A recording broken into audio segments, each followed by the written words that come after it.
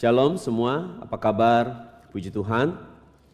Tema kita hari ini adalah 8 ucapan bahagia. Jadi selama 8 minggu berturut-turut kita akan mempelajari 8 ucapan bahagia. Dan hari ini adalah ucapan yang pertama, yaitu berbahagialah orang yang miskin di hadapan Allah.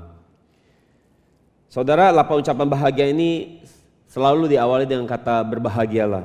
Berbahagialah, berbahagialah. Dan dalam bahasa Yunani kata berbahagia di sini adalah makarios, artinya adalah diberkatilah. Maka kita bisa katakan bahwa ini adalah 8 ucapan berkat. Kita tahu bahwa jembatan penghubung dari era Alkitab Perjanjian Lama dengan Alkitab Perjanjian Baru, jembatan penghubungnya di dalam transisi penghubung ini adalah melalui kedatangan dan kelahiran Yesus ke dalam dunia. Yesus yang datang reinkarnasi sebagai manusia. Dan melalui khotbah Yesus 8 ucapan bahagia ini, Yesus sedang memberitahukan kita tentang bagaimana cara untuk kita bisa pergi ke surga. Jadi saudara, melalui 8 ucapan bahagia ini, Yesus mau mengajarkan kita tentang pedoman hidup bagi kita orang kudus untuk mempersiapkan diri kita untuk menyambut kedatangan Yesus yang kedua. Dan 8 ucapan bahagia ini mengatur bagaimana perilaku kita sebagai orang percaya harus hidup. Dan karena khotbah ini disampaikan oleh Yesus di atas bukit atau gunung, ini bisa disebut juga adalah khotbah di atas bukit atau khotbah di atas gunung. Maka jika kita adalah orang-orang yang sedang menantikan janji kedatangan Tuhan Yesus yang kedua, dan kita juga adalah orang-orang yang rindu untuk menerima tubuh ubah seperti yang disampaikan oleh Rasul Paulus di 1 Korintus 15 ayat 51-52, maka 8 ucapan bahagia ini harus jadi milik kita terlebih dahulu. Kita harus memastikan bahwa kita menerima kualifikasi 8 ucapan bahagia ini atau 8 karakter rohani ini. Jadi sebelum kita menginjil orang lain, kita harus menginjili diri kita lebih dahulu untuk memastikan bahwa kita memiliki 8 karakter ini. Jadi 8 ucapan bahagia atau 8 karakter orang kudus ini adalah cara bagaimana kita bisa menerima tubuh ubah. Mari kita baca ayat referensi kita di Matius 5 ayat 1-3. Ketika Yesus melihat orang banyak itu, naiklah ia ke atas bukit dan setelah ia duduk, datanglah murid-muridnya kepadanya. Maka Yesus pun mulai berbicara dan mengajar mereka, katanya, berbahagialah orang yang miskin di hadapan Allah, karena merekalah yang mempunyai kerajaan surga. Dalam terjemahan NKJV dikatakan, blessed are the poor in the spirit, for theirs is the kingdom of heaven. Jadi dikatakan di sini apa? Bahwa diberkatilah orang yang miskin dalam roh, karena mereka akan memiliki apa? Kerajaan surga. Jadi poin pertama yang besar, siapa mereka yang akan menerima kerajaan surga? Adalah mereka yang miskin dalam roh akan menerima yang namanya kerajaan surga.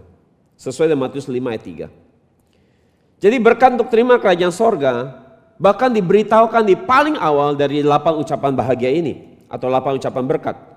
Syaratnya mereka harus punya roh yang miskin di hadapan Tuhan. Jadi saudara, tujuan kekristenan kita, tujuan kita hari ini mempelajari Alkitab, tujuan kita setiap minggu beribadah, tujuan utama kita adalah untuk kita pergi ke kerajaan surga. Itu begitu penting, bahkan ditaruh di paling awal dari ucapan bahagia yang pertama.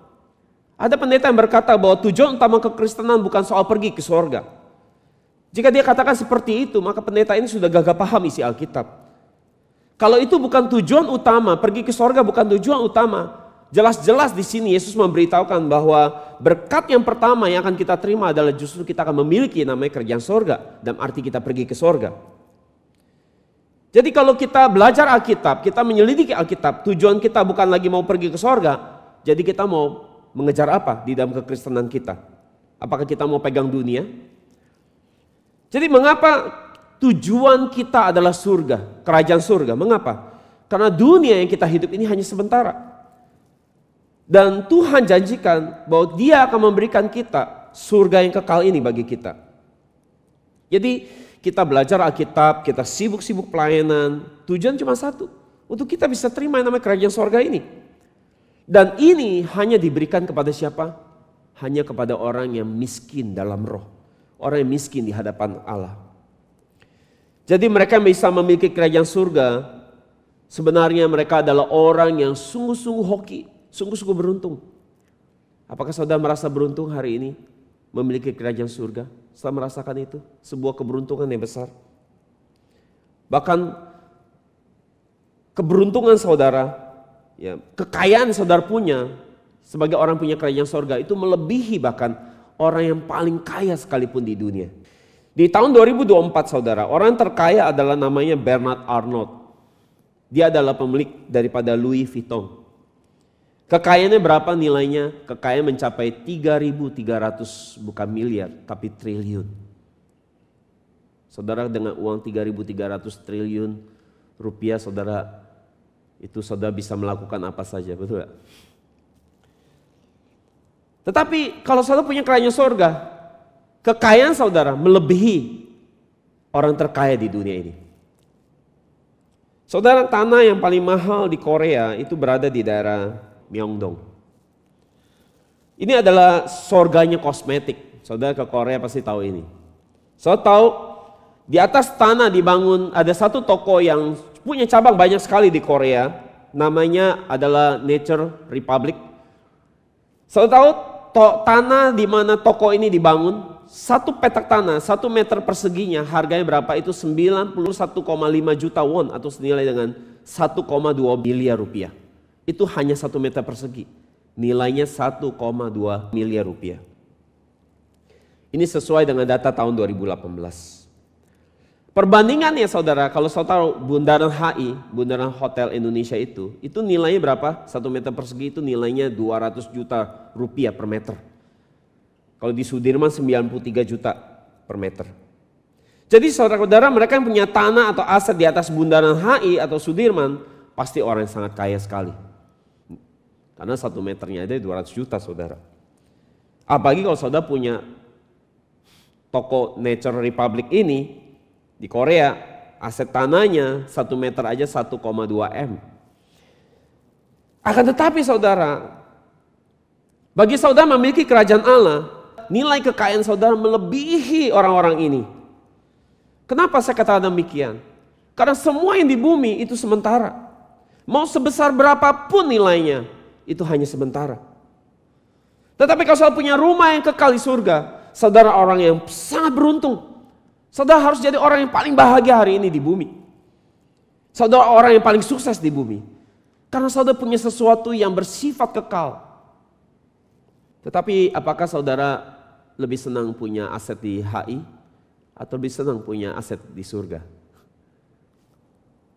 Kadang-kadang karena kita tidak bisa lihat rumah kita di surga, kita tidak terlalu senang punya rumah itu. Ya. Karena itu untuk bisa punya sukacita karena terima rumah di surga, saudara harus melihatnya dengan iman. Tetapi bagi orang yang tidak bisa melihatnya, orang anggap itu sesuatu yang mungkin gak penting, gak berharga. Tetapi kalau saudara bisa melihatnya, rumah saudara di surga, saudara akan memperjuangkannya, mempertahankannya untuk mendapatkannya. Matius 5 ayat 3 dikatakan disebutannya adalah kerajaan surga. Lukas 6:20 sebutannya disebut sebagai kerajaan Allah. Kita baca Lukas 6:20. Lalu Yesus memandang murid-muridnya dan berkata, berbahagialah hai kamu yang miskin karena kamulah yang punya kerajaan Allah. Jadi kerajaan Allah adalah sebuah kerajaan di mana Allah memerintah. Maka sesuai namanya, kerajaan Allah artinya Allah yang memerintah di sana. Jadi kerajaan tanpa Allah yang memerintah itu bukanlah kerajaan Allah. Maka kita harus menjadi orang-orang yang membiasakan diri kita diperintah oleh Allah. Jika kita diperintah oleh Allah artinya pemerintahan atau kerajaan Allah ada dalam hidup kita. Jadi pertanyaan, apakah hidup kita, keluarga kita, bisnis kita, pekerjaan kita diperintah oleh Allah? Mau sebesar apapun bisnis saudara, jika bukan Allah yang memerintah di sana, mau sesukses apapun saudara di bidang saudara, jika bukan Allah yang memerintah di sana, mau sehebat apapun pencapaian saudara, jika bukan Allah yang memerintah di dalam apa yang saudara lakukan, seluruh kesuksesan, seluruh keberhasilan, itu tidak ada artinya sama sekali. Dan Tuhan tidak mengakui seluruh pencapaian itu. Karena yang saudara lakukan bukan atas pimpinan Allah. apa yang saudara lakukan tidak memakai cara-cara Allah.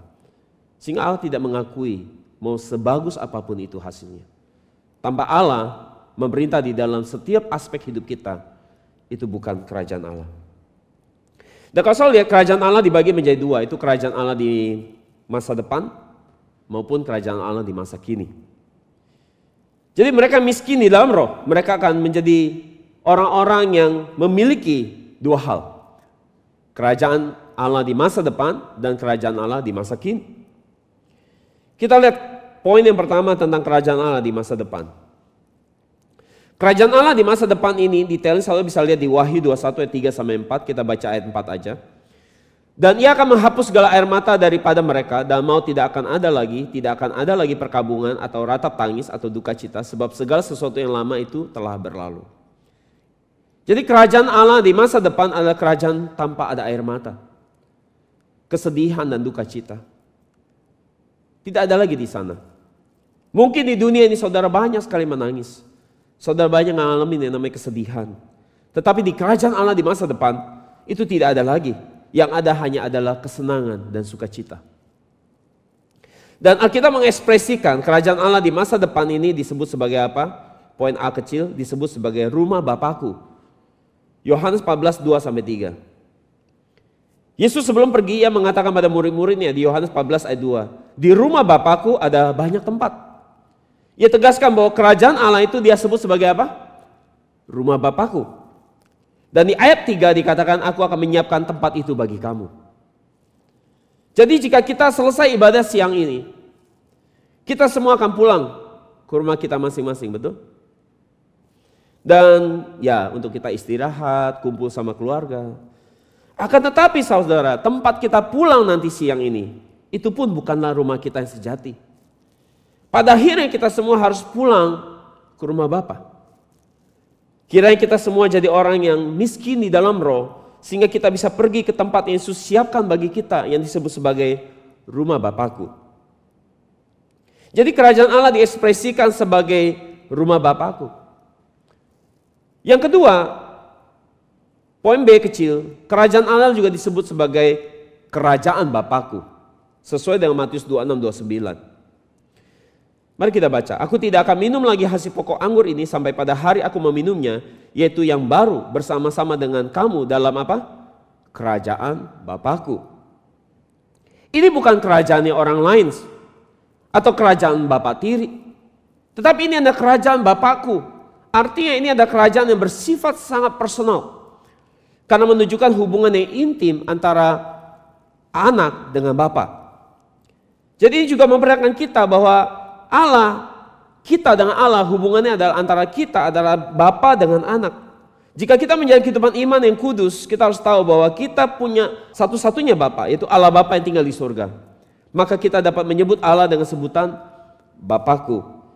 Ia adalah Bapakku, Allah adalah Bapakku. Saudara, untuk beberapa kasus, setiap orang bisa punya Bapa yang beda-beda. Kalau kita diadopsi, kita bisa sebut Bapak kita ini Bapak angkat. Atau kita punya Bapak kandung, atau Bapak tiri. Akan tetapi saudara, kita tidak boleh lupa bahwa kita punya Bapak yang sejati. Itu adalah Bapak kita yang berdiam di surga. Dan ia sedang menyediakan rumahnya bagi kita. Seorang bapak sebelum dia mati biasanya ia mewariskan rumah buat anak-anaknya. Demikian pula Yesus sebelum dia mati, ia memberitahukan bahwa ia juga menyiapkan rumah bagi kita, rumah yang kekal. Dan meski saudara di dunia ini saudara banyak mengalami kesusahan dan air mata, Yesus memberitahukan bahwa ia telah menyediakan tempat yang lebih baik bagi saudara dan saya. Tempat yang tidak ada air mata lagi. Ia menyediakan tempat itu bagi kita. Maka Yesus kita bisa katakan adalah Bapa yang sangat bertanggung jawab. Sebelum ia pergi, ia katakan ia sudah sediakan tempat itu bagi kita. Seperti apa rupa kita nanti di sana, di surga? Matius 13:43 katakan, pada waktu itulah orang-orang benar akan bercahaya seperti apa? Matahari. Kiranya di akhir zaman, kehidupan iman kita yang kudus, kita bisa bersinar seperti matahari yang terang benderang di hadapan Allah Bapa. Sehingga kerajaan surga ini bisa diberikan bagi kita yang memiliki hubungan yang baik dengan Allah Bapa, sehingga kita bisa pergi ke surga. Poin C kecil, kerajaan Allah itu sudah dipersiapkan sebelum penciptaan. Jadi kerajaan Allah ini sudah ada sebelum penciptaan dunia ini. Sebelum langit dan bumi diciptakan, kerajaan Allah ini sudah ada. Matius 25:34 katakan, dan raja itu akan berkata kepada mereka yang di sebelah kanannya, mari hai kamu yang diberkati oleh Bapakku, terimalah kerajaan yang telah disediakan bagimu sejak kapan? Sejak dunia dijadikan. Jadi Tuhan mau memberikan kebahagiaan kekal ini, bahkan sebelum dunia ini dijadikan, Tuhan sudah mau memberikannya bagi kita. Sesuai Efesus 1:4 kita baca. Sebab di dalam Dia Allah telah memilih kita sebelum apa? Sebelum dunia dijadikan, supaya kita kudus dan tak bercacat di hadapannya. Jadi siapa yang berhak menerima kerajaan Allah? Di Matius 25:34 dikatakan siapa? Kamu yang diberkati oleh Bapakku. Dari sini kita bisa lihat bahwa ada orang-orang yang akan diberkati oleh Bapa, mereka akan terima kerajaan surga, tetapi ada orang-orang yang tidak diberkati oleh Bapa. Sebutannya siapa mereka? Sebutannya bagi mereka sebagai orang yang tidak diberkati adalah orang-orang yang terkutuk. Sesuai dengan Matius 25:41 kita baca. Dan ia akan berkata juga kepada mereka yang di sebelah kiri, nyala dari hadapanku, hai kamu orang-orang apa? Terkutuk. Jadi saudara, bagi orang yang terkutuk, bagian mereka di neraka. Bagian orang yang hari ini diberkati oleh Allah Bapa, bagian mereka adalah apa? Kerajaan Allah, kerajaan sorga. Jadi siapa orang yang paling sukses di dunia ini? Adalah mereka yang memiliki apa? Kerajaan Allah di masa depan.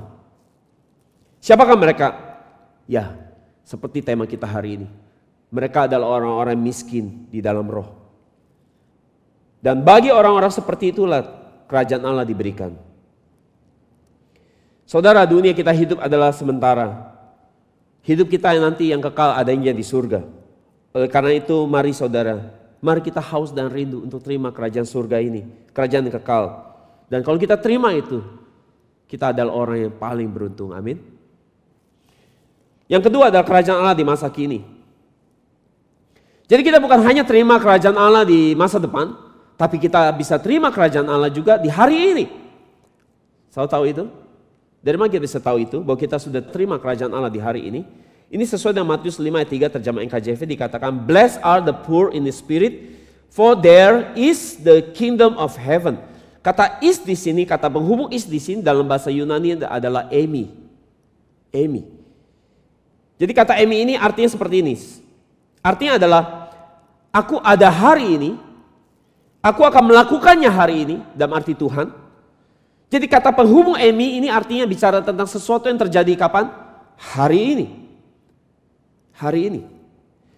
Jadi kita bukan hanya menerima kerajaan Allah di masa depan, tapi kita menerima kerajaan Allah di hari ini. Sekarang ini. Kita bisa menikmati kehadiran kerajaan Allah bukan nanti, bahkan di hari ini, sekarang ini juga. Kita bisa buat sebuah kesimpulan dari dua penjelasan di atas, bahwa pertama Yesus adalah pemilik kerajaan Allah. Dan Yesus pemilik kerajaan Allah itu, ia ada bersama kita kapan? Bukan nanti besok, bukan nanti akan datang, tapi hari ini. Untuk memahami Yesus ada bersama kita hari ini, untuk memudahkan bagi saudara memahaminya, mari sama-sama kita kembali ke zaman Yesus waktu dia datang ke dunia untuk pertama kali. Waktu Yesus datang pertama kali ke dunia, ia hidup sama-sama muridnya, ia tinggal bersama muridnya, dia makan, dia tidur, dia ngobrol sama murid-muridnya, hidup bareng-bareng. Ya saudara, bersama murid-muridnya, dia mengajar Alkitab secara langsung kepada orang-orang. Orang-orang bisa lihat dia secara langsung. Ia berkhotbah kepada manusia. Mereka belajar pendalaman Alkitab secara langsung dari dia. Dan setelah itu dia naik ke surga. Jadi kalau kita lihat referensi di Matius 1:23 dikatakan tentang Yesus. Seorang anak laki-laki akan lahir dan mereka akan menamakan dia Immanuel. Immanuel artinya Allah bersama kita. Sekali lagi, apa arti Immanuel? Allah bersama kita. Jadi reinkarnasi Yesus yang adalah Immanuel, yang artinya Allah bersama kita, membuktikan bahwa kerajaan Allah itu pernah ada bersama-sama dengan manusia. Saudara mengerti maksud saya? Betul? Bahwa Allah itu pernah ada bersama-sama dengan manusia. Dan itu yang harus kita imani hari ini. Jadi kalau Yesus tidak pernah berkunjung ke bumi, kita bisa berkata bahwa tentang Allah bersama-sama kita, Allah tinggal bersama kita, bahwa Allah Immanuel ini adalah hanya sebuah teori dan konsep yang tidak pernah terjadi. Masalahnya, Tuhan pernah tinggal bersama manusia selama 3,5 tahun, hadir di tengah-tengah manusia. Dan hari ini melalui pekerjaan Roh Kudus, itu bagian Allah hari ini menemani kita melalui pekerjaan Roh Kudus. Dan dia pun masih tinggal bersama-sama dengan kita melalui Roh Kudusnya. Jadi ini harus saudara percaya bahwa Allah ada bersama-sama dengan hidup saudara hari ini. Bahwa kerajaan Allah itu ada di dalam hidup saudara hari ini. Apa bedanya kehadiran Yesus 2000 tahun yang lalu dengan kehadiran Yesus hari ini? Apa bedanya? Bedanya kalau dulu 2000 tahun yang lalu saudara bisa lihat Yesus secara langsung. Dengan mata jasmani saudara bisa lihat dia. Allah Immanuel ini, dia sudah membuktikan dirinya bahwa dia tidak pernah tinggalkan kita sendiri. Kenapa? Karena dia pernah tinggal di bumi selama 3,5 tahun. Dia tahu seperti apa susahnya kehidupan di bumi.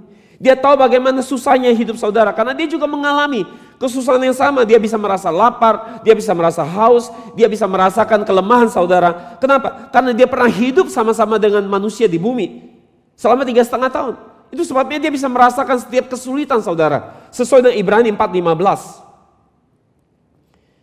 Kira-kira saudara bisa menyadari fakta ini. Bahwa ketika saudara menghadapi kesulitan dalam hidup saudara, masalah atau penderitaan apapun yang saudara alami hari ini, percayalah bahwa kerajaan Allah bukan hanya ada di masa depan, tapi kerajaan Allah itu ada di hari ini, ada di hari ini.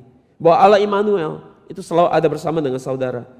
Dia memahami kesulitan saudara, dia ikut merasakan apa yang saudara rasakan, dia ikut bersedih hati, ikut menangis bersama dengan apa yang saudara alami hari ini.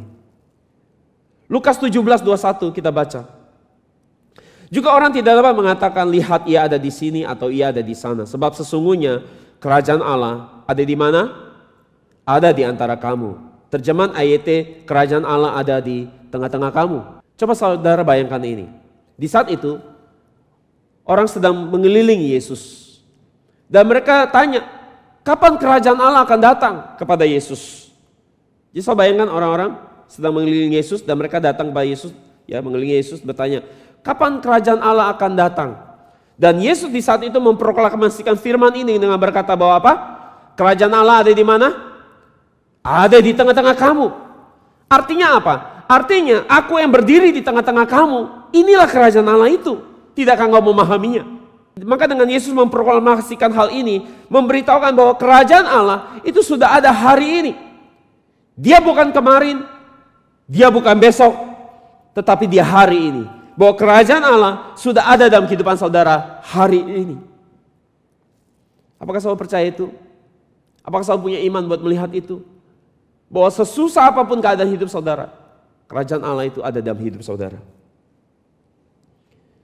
Tapi saudara mungkin mau berkata, saya sulit percaya. Saya mau lihat dulu Yesus itu dengan mata jasmani saya. Baru saya bisa percaya. Karena saya nggak lihat secara langsung seperti orang-orang 2000 tahun yang lalu. Maka saya sulit percaya itu. Tapi saya mau tanya saudara, apakah menjamin jika kita melihat dengan mata jasmani Yesus atau kerajaan Allah itu sendiri dengan mata jasmani kita, kemudian kita bisa percaya? Apa saudara yakin hal itu akan bisa saudara kita percaya? Karena kenyataannya 2000 tahun yang lalu, meski mereka lihat Yesus secara langsung dengan mata jasmani mereka, Israel tidak bisa mengerti dan tidak bisa memahami bahwa Yesus itu adalah kerajaan Allah itu sendiri. Kerajaan Allah itu begitu dekat di depan mata mereka. Sayang mereka tidak dapat mengenali Yesus yang adalah kerajaan Allah itu. Mereka malah menyeret dia dan membunuh dia dan menyalibkan dia di atas kayu salib. Jadi bukan melihat dengan mata jasmani yang penting. Itu tidak menjamin seseorang bisa punya iman yang bisa melihat bahwa Yesus adalah kerajaan Allah itu sendiri. Tetapi yang paling penting bukan melihat dengan mata jasmani, tapi melihat dengan mata iman. Bahwa sungguh benar bahwa Yesus adalah kerajaan Allah itu sendiri. Dan dia ada dalam hidup kita. Saya tahu saudara kadang kesulitan hidup bisa membuat kita tidak bisa menyadari bahwa kerajaan Allah ada dalam hidup kita. Kita lebih aware, kita lebih menyadari akan kehadiran masalah dalam hidup kita, kesulitan kita. Itu sebabnya Sesulit apapun keadaan saudara, saudara harus punya iman yang bisa tetap melihat bahwa Yesus, kerajaan Allah itu ada dalam hidup saudara. Kiranya kita diberikan iman yang baik, ia bisa melihat Yesus hadir dalam hidup kita. Bahwa kita juga mau mengizinkan pemerintahan kerajaan Allah itu memerintah seluruh aspek hidup kita. Sehingga apapun yang kita alami, kita bisa tetap percaya bahwa kita tidak ditinggalkan sendiri. Jadi kalau Yesus yang adalah pemilik kerajaan Allah, itu ada dalam hidup saudara, dia tinggal di dalam saudara, maka secara otomatis kita pun akan menjadi orang yang memiliki surga. Amin. Karena pemilik surga, sang pemilik kerajaan Allah itu ada di hati kita. Kiranya saudara kita boleh setiap hari menyadari hal ini, bahwa kita sudah memiliki Yesus di hati kita, dan otomatis saudara juga memiliki kerajaan surga itu di dalam hidup saudara. Sehingga selalu memiliki kerajaan Allah di hari ini dan kerajaan Allah di masa depan. Amin. Karena itu mari kita secara konsisten perlu menyalami kerajaan surga setiap hari dalam hidup kita. Dengan apa? Menyadari bahwa kerajaan Allah itu sudah ada. Mari kita alami secara konsisten di dalam kehidupan iman kita. Kita tahu kita punya kerajaan Allah di masa depan, akan tetapi hari ini kita juga bisa menikmati kerajaan surga di masa kini. Surga itu sudah ada sekarang. Pertanyaan gini, masalahnya mengapa kita tidak bisa merasakannya? Mengapa kita tidak bisa merasakan surga hari ini? Mengapa? Saudara pernah pikirkan ini?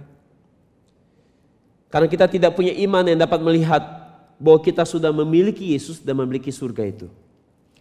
Kita lebih menyadari kehadiran masalah dibanding kehadiran kerajaan Allah. Sehingga kita lebih sering merasakan gelisah, takut, khawatir, sedih, putus asa dibanding menerima damai sukacita. Apa penyebabnya? Jawabannya di Roma 14:17 kita baca. Sebab kerajaan Allah bukanlah soal makanan dan minuman, tetapi soal apa? Kebenaran, damai sejahtera, dan sukacita oleh Roh Kudus. Dikatakan kerajaan Allah ini bukan soal makan minum, tetapi soal apa? Kebenaran.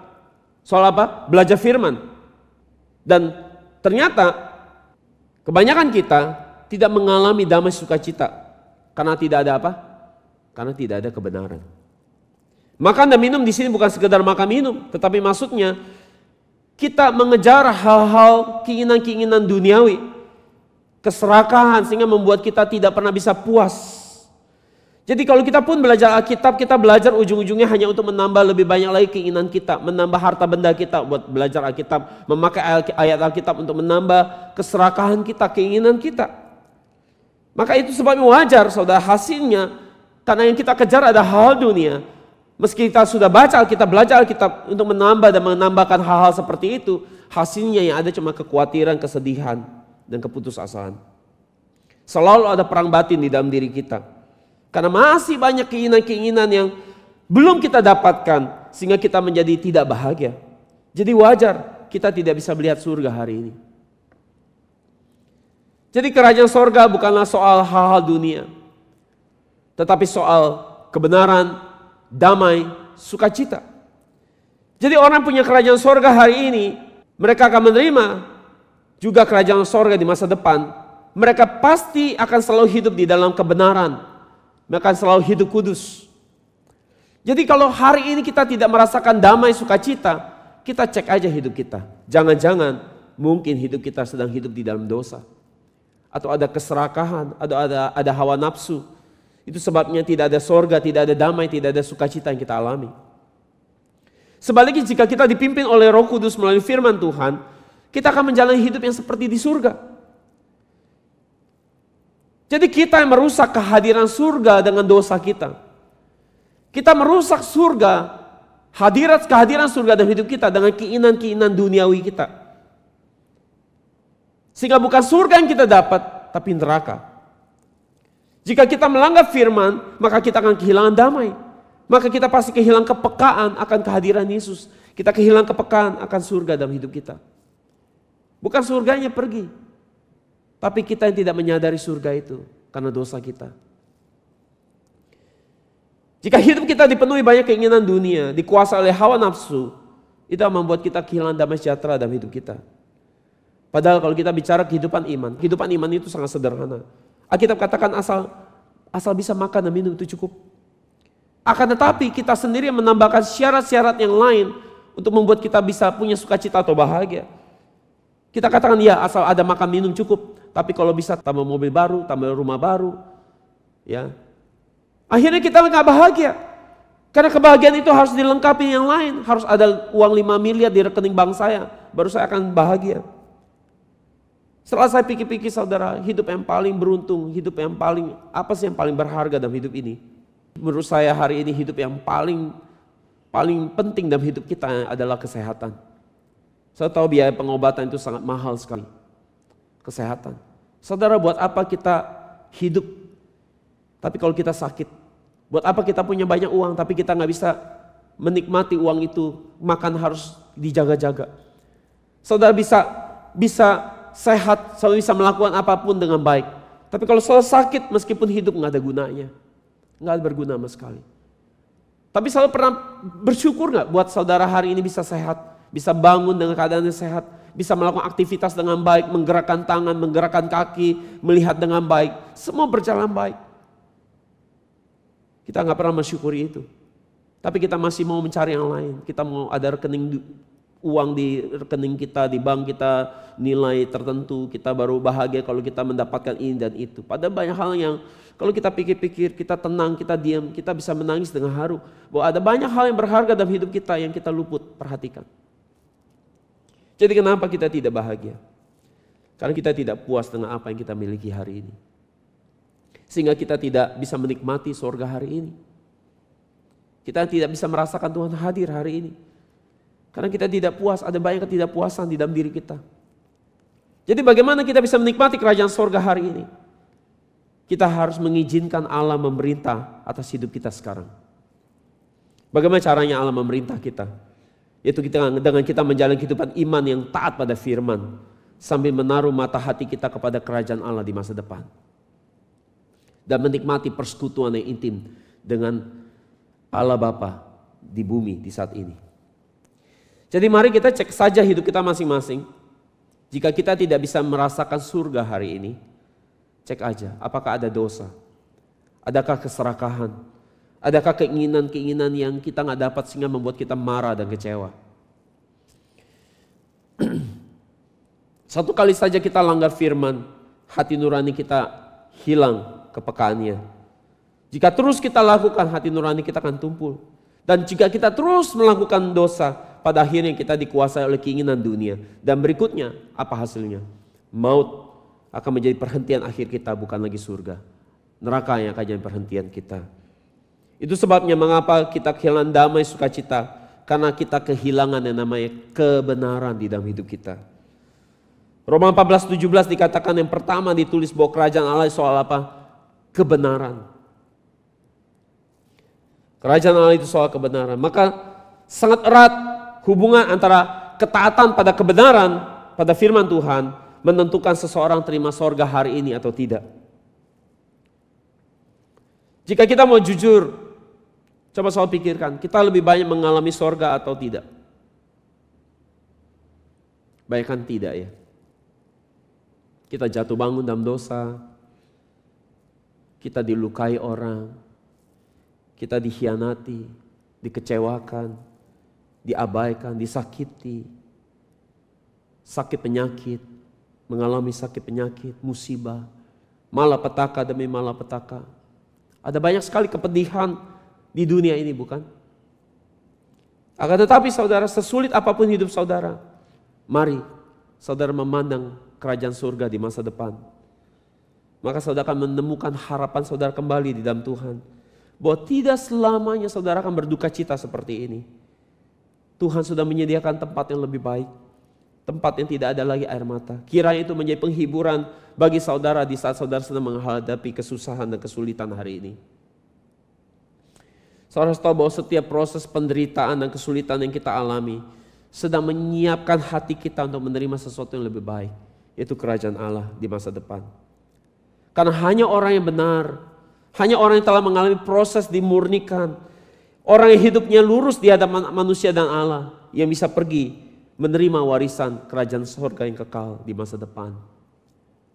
Yakub, dia telah memastikan bahwa hidupnya selalu lurus baik di hadapan Allah maupun hadapan manusia. Itu sebabnya dikatakan ia menang atas manusia dan Allah. Sesuai dengan Kejadian 32 ayat 28. Abraham, dia pun demikian. Di dalam setiap kesulitan hidupnya, dia menjalani kehidupan iman yang terus hanya mau menerima surga hari ini dan surga di masa depan. Ia terus menaruh harapan yang memandang jauh kepada surga di masa depan.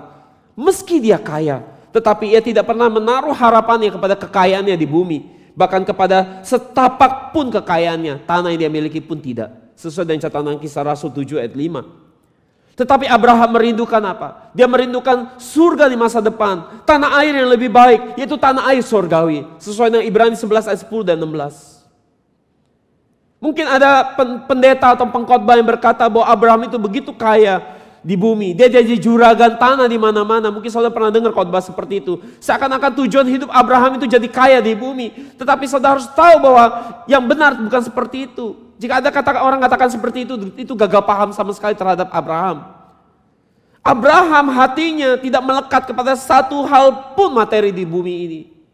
Bahkan kepada setapak tanah pun di bumi. Hatinya tidak melekat kepada itu. Tetapi ia memandang tanah air yang jauh lebih baik, tanah air surgawi. Itulah yang dia harapkan dan rindukan, yaitu kerajaan Allah di masa depan.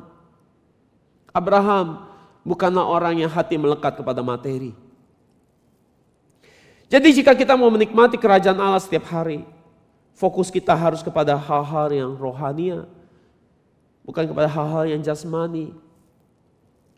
Kita harus menjaga ibadah, baca Alkitab, menyembah Tuhan di kamar kita, berdoa, Bible study, merenungkan firman. Dan semua itu akan menghadirkan surga di hari ini.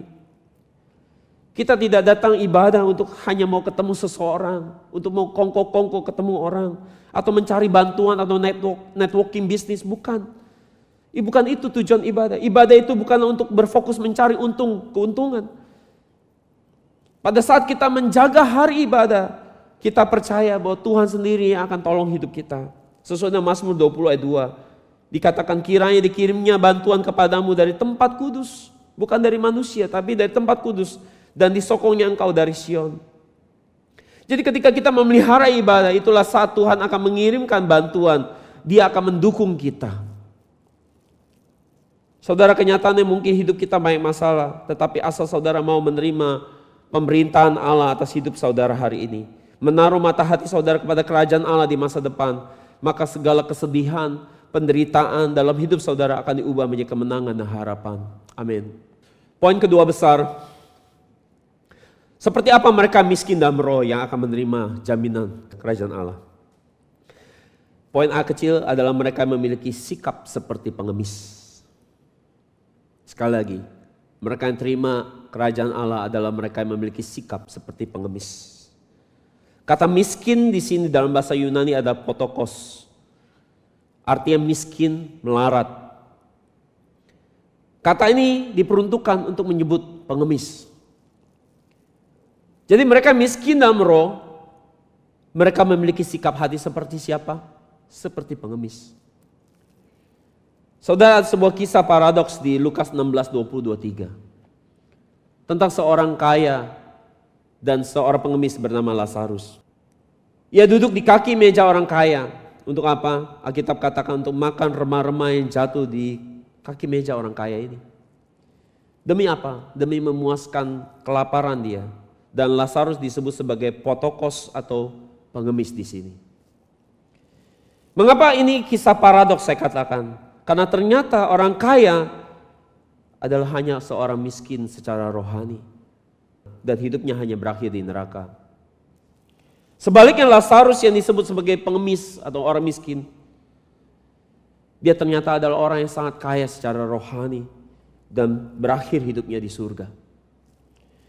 Jika kita melihat janda miskin yang hanya memberikan 2 keping perak, itu ada pemberian terbaik yang bisa dia berikan bagi Tuhan. Dan kata janda miskin ini, kata miskin di sini juga sama, potokos. Artinya bahwa janda ini punya nilai, dirinya nilainya hanya seperti seorang pengemis. Maka menjadi miskin, bahkan seperti pengemis, Harus sampai punya nilai seperti pengemis pun ternyata tidak membuat seseorang kehilangan kesempatan untuk menerima berkat kerajaan surga. Bahkan Lazarus si pengemis ini, dia telah menjadi kaya oleh karena kerajaan Allah yang dia terima. Sebaliknya orang kaya, meski dia kaya di dunia, tapi hidupnya berakhir tragis di neraka. Apa yang Alkitab ajarkan bagi kita lewat hal ini? Bahwa kita harus punya hati dan pikiran seperti pengemis. Seperti apa pengemis? Pengemis adalah orang yang tidak dapat mandiri di atas kakinya sendiri. Pengemis adalah orang yang tidak bisa menopang dirinya sendiri bahkan. Ia hanya hidup dari apa? Belas kasihan orang lain. Untuk apa? Untuk bisa memperoleh hidup, dia harus bergantung dari belas kasihan orang lain. Jadi mengapa Tuhan kita mau kita seperti pengemis? Karena jika kita bisa seperti pengemis, maka kita bisa punya kesadaran bahwa sepanjang hidup kita itu hanya bergantung dan bersandar pada Tuhan sepenuhnya. Dengan kesadaran penuh bahwa tanpa bergantung pada Tuhan, kita tidak dapat hidup. Bahkan kita pun tidak bisa melalui satu hari tanpa Tuhan.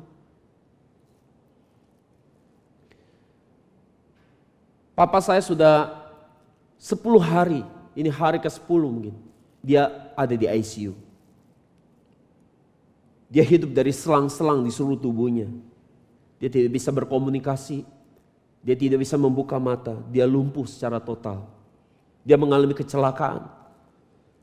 Di usia 82 tahun jatuh dari ketinggian 2,5 meter. Dan mengalami pendarahan di otaknya. Dia lumpuh. Dia tidak bisa bicara. Dia tidak bisa mengingat dengan baik sudah. Tidak ada kesadaran yang cukup baik. Saya harus bayangkan meskipun dia 82, dia bukan seorang tua yang renta. Dia seorang yang sangat kuat fisiknya. Dia bisa berjalan dengan cepat, dia bisa naik sepeda, dia bisa naik motor, dia sangat gesit dan cekatannya sangat mandiri. Dan tiba-tiba kecelakaan ini membuat dia tidak bisa bergerak. Lumpuh secara total. Dia hanya bisa gerakan tangan kanannya, selebihnya semua lumpuh. Dia hanya terus tutup mata. Dia tidak bisa melakukan apa lagi. Seperti dia benar-benar tidak berdaya. Di hari pertama dibawa ke rumah sakit, dokter bilang ini udah gak ketolong. Nyawanya kan tidak bisa lagi ditolong. Tapi gak tahu gimana akhirnya tiba-tiba dia bisa lewati masa kritis itu. Tapi tetap dia lumpuh. Di atas ranjang, tidak bisa bergerak. Harus dimandikan, harus dicebokin. Butuh orang lain. Benar-benar tidak berdaya sudah. Ya saudara, apakah kita perlu harus tunggu kita di ICU baru kita sadar bahwa kita ini gak berdaya tanpa Tuhan? Tunggu dibikin lemah sampai habis pun baru kita bisa sadar kita gak bisa hidup tanpa Tuhan. Saudara, ketika di pagi hari kita ketemu teman-teman di kantor, kita suka menyapa teman-teman kita katakan selamat pagi, selamat pagi. Selamat pagi bagi saya ada dua arti. Memang arti luar itu bisa sebuah salam di pagi hari. Tapi selamat pagi punya arti dalam, arti rohani. Artinya apa? Aduh selamat, saya masih bisa ketemu satu hari. Saya masih bisa ketemu pagi ini, bisa ketemu satu hari lagi. Jadi selamat pagi, artinya selamat, saya masih bisa terima satu hari lagi. Semua adalah kemurahan dan belas kasihan Tuhan. Apakah kita pernah menyadari itu?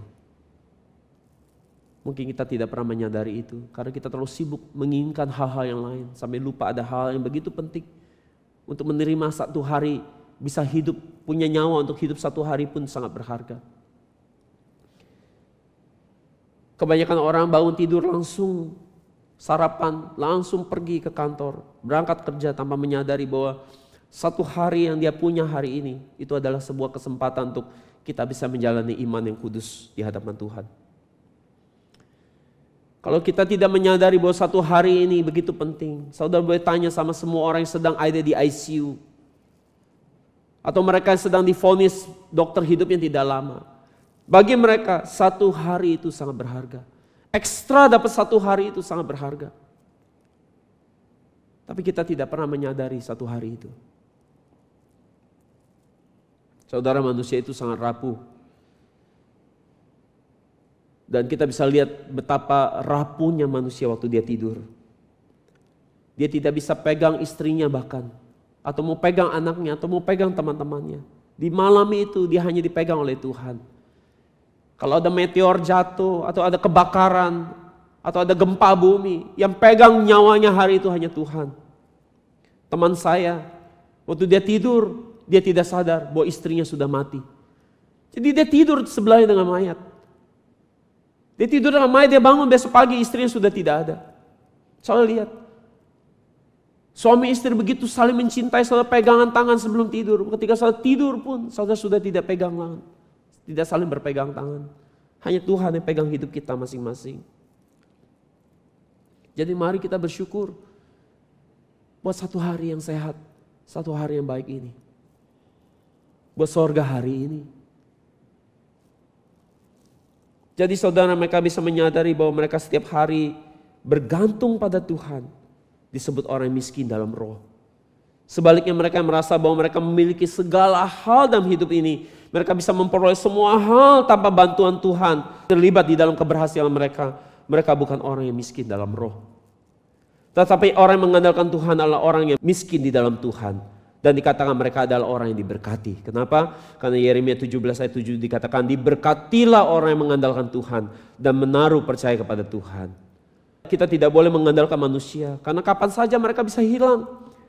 Semua janji dan rencana yang kita buat dengan manusia, ketika orang-orang ini pergi, mereka mati dipanggil Tuhan, maka semua rencana yang kita buat dengan mereka pun ikut pergi bersama mereka. Sesuai dengan Mazmur 146 ayat 3-4, terjemahan FHYH kita baca. Janganlah berharap pada manusia, pemimpin-pemimpin mereka yang paling besar pun tidak dapat diandalkan. Karena setiap orang pasti akan mati, nafasnya berhenti, hidupnya berakhir, dan dalam sekejap segala rencananya musnah. Tetapi berbahagialah orang-orang memiliki Allah Yakub sebagai penolongnya, yang berharap pada Tuhan Allahnya.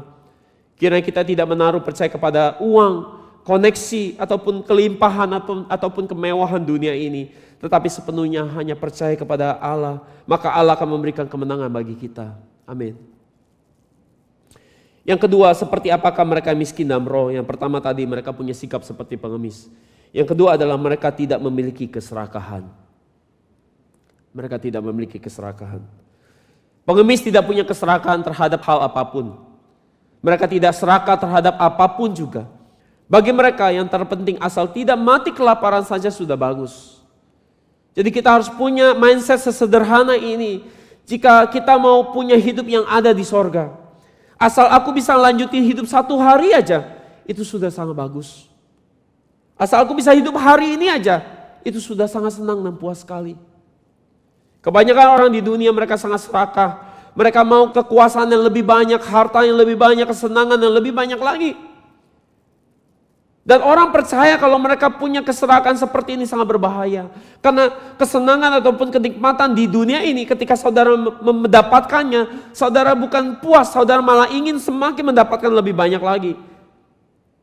Dan kadang-kadang ketika kita nggak mendapatkannya, kita memaksakan diri kita, sehingga itu membuat kita menjadi budak dari keinginan kita sendiri. Budak dari uang, budak dari keserakahan, budak dari hawa nafsu kita sendiri. Jadi apa yang terjadi jika kita tidak bisa menang atas keserakahan ini? Yang pertama, kita akan berakhir pada dosa dan kematian. Dan ujungnya adalah neraka, kebinasaan. Sesuai dengan Yakobus 1 ayat 15. Dikatakan bahwa apabila keinginan itu telah dibuahi, ia akan melahirkan dosa. Dan apabila dosa itu sudah matang, ia akan melahirkan apa? Maut, kebinasaan. Yang kedua, jika kita tidak menang atas keserakahan, kita akan menjadi orang yang menerima murka Allah atau penghakiman Allah. Sesuai dengan Efesus 2 ayat 3 dikatakan bahwa ketika kamu hidup di dalam hawa nafsu daging dan menuruti kehendak daging dan pikiran kami yang jahat, pada dasarnya kami adalah orang-orang yang harus apa? Dimurkai. Jadi jika kita hidup hanya dikuasai keinginan dan hawa nafsu saja, maka kita akan kena murka dan penghakiman Allah. Mungkin kita sudah berkali-kali kena penghakiman Allah, tapi kita nggak sadar. Kita pikir ini hanya kebetulan. Pada Tuhan terus ingetin kita. Yang ketiga, kalau kita tidak menang atas keserakahan, apa yang terjadi? Kita tidak bisa menerima firman Allah. Saudara, kerugian terbesar dalam hidup ini adalah tidak bisa menerima firman. Firman itu tidak bisa meresap sampai ke dalam hati. Mengapa ada orang yang tidak bisa mendengar firman yang murni? Firman yang begitu baik dan luar biasa. Firman begitu ajaib dan begitu indah telah disampaikan. Tetapi mereka tidak bisa menanggapinya. Mereka tidak bisa mengerti, memahaminya. Mereka tidak bisa melihatnya. Maka itu sebab mereka tidak bisa menghargainya. Itu karena mata mereka tertutup oleh namanya keinginan dan keserakan dunia. Markus 4:19 katakan, lalu kekhawatiran dunia ini dan tipu daya kekayaan dan keinginan-keinginan akan hal yang lain masuklah menghimpit firman itu sehingga tidak berbuah. Saudara, dikatakan bahwa kekhawatiran akan hal-hal yang lain, kekhawatiran akan hal-hal dunia, keinginan akan hal-hal dunia menghimpit firman yang sudah begitu bagus, sehingga itu tidak bisa berbuah firman-nya, sehingga tidak bisa melihat firman, sehingga tidak bisa menghargai firman. Jadi jika ada sesuatu yang kita lebih cinta daripada firman dan Alkitab yang murni itu, yaitu perkara dunia, maka kita tidak bisa terima firman. Firman itu bisa nggak meresap ke hati kita nggak mengerti firman itu, kita nggak bisa menghargainya. Dan firman itu sebenarnya bicara Tuhan itu sendiri. Kesimpulan, 8 karakter dari ucapan bahagia yang akan kita pelajari 8 minggu berturut-turut. Yang pertama adalah miskin dalam roh, kedua berduka cita, ketiga lemah lembut, karakter keempat adalah lapar dan haus akan kebenaran, yang kelima berbelas kasihan, yang keenam murni hatinya, yang ketujuh pembawa damai, yang kedelapan dianiaya karena kebenaran. 8 karakter. Dan saudara, ini kesimpulan kita bahwa 8 karakter rohania akan membawa kita menerima namanya tubuh ubah atau surga. Kalau saya perhatikan struktur dari 8 ucapan bahagia itu dibagi menjadi 3 bagian utama. Yang pertama itu, bagian pertama yang utama adalah bicara tentang proklamasi berkat. Karena dikatakan diberkatilah atau berbahagialah, diberkati, diberkati, diberkati, diberkati. Itu proklamasi berkat. Dan struktur yang kedua yang utama adalah bicara tentang subjek penerima berkat itu siapa. Siapa penerima berkat itu? Siapa yang berhak terima berkat itu? Misalnya di ucapan bahagia yang pertama kita belajar hari ini. Siapa yang bisa terima berkat itu? Adalah mereka yang apa? Miskin dalam roh. Dan kalau saya lihat ucapan yang ke-8, siapa yang terima? Adalah mereka yang dianiaya karena kebenaran. Dan yang ketiga itu mendeskripsikan tentang isi berkat itu. Misalnya ucapan bahagia yang pertama isinya tentang apa? Apa berkatnya? Isinya itu menerima kerajaan sorga. Berkatnya menerima kerajaan sorga. Jadi 3 bagian utama yang di tengah-tengah yaitu subjek penerima berkat, si penerima berkat. Jadi ini yang penting, ini harus kita lihat, ini harus kita tekankan. Siapa yang bisa terima berkat ini? Seperti apa orang bisa terima 8 berkat ini? Dan kalau kita lihat di Matius 5 ayat 1-12 mengenai 8 ucapan bahagia ini, kita bisa temukan kata diberkatilah itu muncul 9 kali. Yaitu Matius 5 ayat 3, ayat 4, 5, 6, 7, 8, 9, 10 dan 11. 9 kali. Dan kata diberkati di sini tadi di awal saya katakan dalam bahasa Yunani adalah makarios, artinya adalah berkat. Maka kata makarios ini muncul 2 kali khususnya untuk ucapan yang keberapa? Ucapan yang ke-8. Khusus untuk ucapan yang ke-8 dia muncul 2 kali. Itu diberikan bagi siapa? Berkat 2 kali lipat ini diberi buat siapa? Mereka yang dianiaya karena apa? Kebenaran. Karena kebenaran. Maka kita bisa melihat bahwa berkat yang terbesar dari semua berkat adalah dianiaya karena kebenaran. Itu muncul di ayat 10 dan 11. Maka semakin kita dianiaya karena kebenaran, maka kita akan semakin diberkati dalam hidup ini. Dari 8 ucapan bahagia, ucapan nomor 7, angka 7 adalah angka sempurna. Maka jika angka 7 kita tambah angka 1, maka itu jadi 8. Dan 8 apa arti angka 8? Karena ucapan bahagia ada 8 kan? Dan 8 apa arti 8? 8 artinya adalah permulaan hari yang baru. Atau bicara tentang ciptaan yang baru. Setelah akhir bah saudara, ada 8 orang yang selamat dari bahtera Nuh. Angka 8. Sesuai dengan 1 Petrus 3 ayat 20. Orang anak yang baru lahir, setelah hari ke-8, dia harus disunat. Sesuai dengan Kejadian 17 ayat 12. Dan jika hari Sabat itu jatuh di hari Sabtu, itu hari yang ke-7, maka waktu Yesus bangkit di hari Minggu, itu artinya Yesus bangkit di hari yang ke-berapa? Hari ke-8. Sesuai dengan Matius 28 ayat 1. Maka hari Minggu adalah hari pertama di permulaan minggu.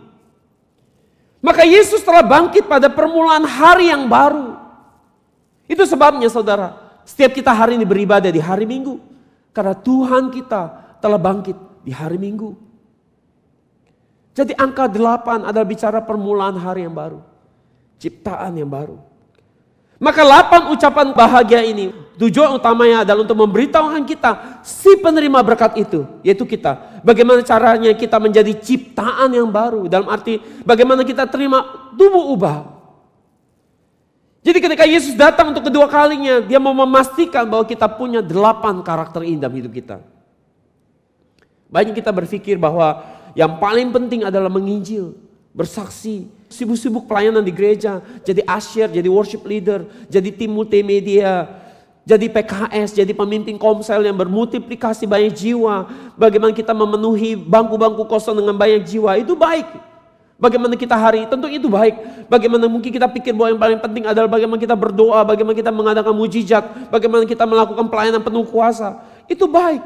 Tetapi kita tidak boleh lupa satu hal. Kita tidak boleh lupa memperhatikan satu hal, yaitu memperhatikan bagaimana cara kita hidup. Apakah karakter kita ini cocok dengan karakter 8 ucapan bahagia ini? Tadi di awal saya katakan bahwa 8 karakter ucapan bahagia ini sedang mengatur bagaimana cara mempersiapkan diri kita untuk terima tubuh ubah di akhir zaman. Ketika Yesus datang kedua kali. Maka hari ini kita harus mengerti bahwa orang-orang yang menerima kerajaan Allah dan tubuh ubah haruslah orang-orang yang memiliki 8 karakter rohani ini. Dan hati kita, pikiran kita, tindakan kita semua akan diukur dari 8 karakteristik ucapan bahagia ini. Jika kita tidak memiliki 8 karakter ini, maka kita tidak bisa terima kerajaan surga dan tubuh ubah. Maka semua kesibukan kita, baik itu di gereja, pelayanan kita, kerajinan kita, kegiatan kita, keaktifan kita, betapa giatnya kita melakukan pelayanan di gereja, semua akan menjadi sia-sia. Kita sudah tahu sekarang bahwa hanya mereka yang miskin dalam roh yang bisa memiliki kerajaan surga. Mereka yang menyadari tidak bisa hidup tanpa Tuhan. Mereka yang bisa terus berpikir bahwa menyadari bahwa mereka tidak bisa menjalani hidup ini tanpa satu hari pun tanpa Tuhan. Mereka adalah orang yang akan menerima kerajaan surga. Sebaliknya jika kita pikir bahwa hidup kita baik-baik aja, buktinya aku masih hidup sampai hari ini. Mau ada Tuhan atau tidak ada Tuhan, toh aku tetap punya uang, bisnisku lancar, karirku bagus. Aku tetap berhasil meskipun tanpa Tuhan. Maka kita bukan orang yang sedang miskin dalam roh. Kita tidak akan menerima kerajaan surga. Tetapi mereka miskin di hadapan Tuhan. Mereka akan melepaskan seluruh keserakahannya, keinginan dunianya, sehingga hanya hidup untuk taat pada firman Tuhan. Berjalan dalam integritas, perkataan, perbuatan dan pikirannya sama. Dan menyadari bahwa semua yang mereka miliki, keberhasilan, pencapaian, semua adalah karena kemurahan Tuhan. Maka kita adalah orang yang miskin dalam roh dan akan menerima kerajaan surga. Amin. Mari kita datang pada Tuhan.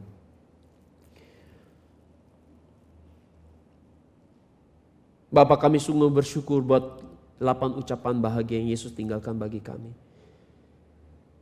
Yang telah memberitahukan kami pedoman hidup bagaimana kami menjalani hidup sebagai orang kudus di akhir zaman. Untuk mempersiapkan diri kami dan menantikan kedatangan Yesus yang kedua. Tolong kami setiap hari ketika kami bangun pagi menyadari bahwa kami adalah orang-orang yang sungguh sangat bergantung atas kemurahan-Mu. Tolong kami bisa memiliki hati yang miskin, roh yang miskin di hadapan-Mu. Tidak ada kesombongan dan keangkuhan sedikit pun. Sehingga kami boleh terus jadi orang yang rendah hati untuk menerima hal yang paling berharga dalam dunia ini. Harta yang paling berharga dalam dunia ini. Yaitu kerajaan Allah yang kekal. Tolong umat-Mu jika saat ini mungkin ada beberapa kami yang sedang mengalami kesedihan, kesulitan atau sakit. Kiranya firman hari ini bahwa kami telah memiliki kerajaan surga hari ini maupun kerajaan surga di masa depan ini menghibur kami. Sehingga ini memberikan pengharapan yang besar bagi kami bahwa kami tidak ditinggalkan sendiri. Bahwa baik kami ada di dunia ini, Bapa, Engkau terus menemani kami. Engkau terus menyertai kami, memberikan bantuan dan pertolongan bagi kami lewat surga di masa kini.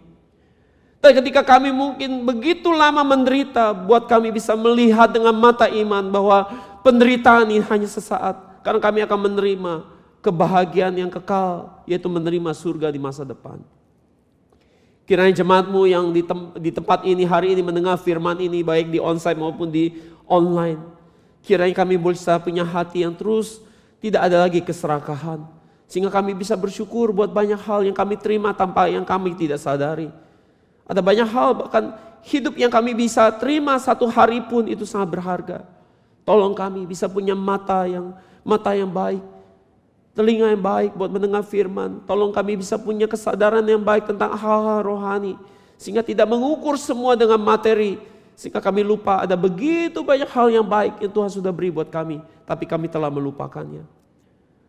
Tolong setiap jemaatmu yang telah terima firman ini supaya kami boleh melalui iman kami dengan baik. Kami bisa punya iman yang baik sampai kami menyambut Yesus kedatangan kedua. Terima kasih Bapa buat firman yang berharga ini. Dengan meninggikan nama Yesus yang berharga, sama-sama kita katakan amin. Haleluya, beri kemuliaan buat Tuhan.